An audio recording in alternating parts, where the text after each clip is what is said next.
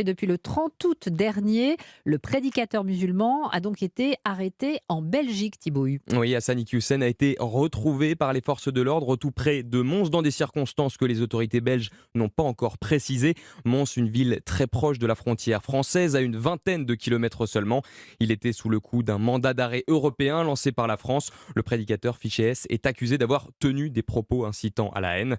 L'imam de 58 ans avait pris la fuite le 28 août pour éviter son expulsion du territoire validé par le Conseil d'État. Sa propriété de Lourges, près de Valenciennes, avait été perquisitionnée pendant 2 longues heures, mais sans succès.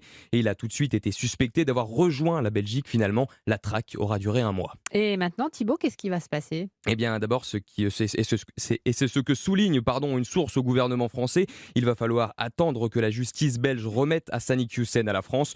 Une fois que ce sera fait, il sera placé dans un centre de rétention administrative pour une durée de 90 jours maximum. Pendant ce délai, il pourra être jugé pour s'être soustrait à la justice française. Parce que oui, en prenant la fuite, l'imam a commis un délit.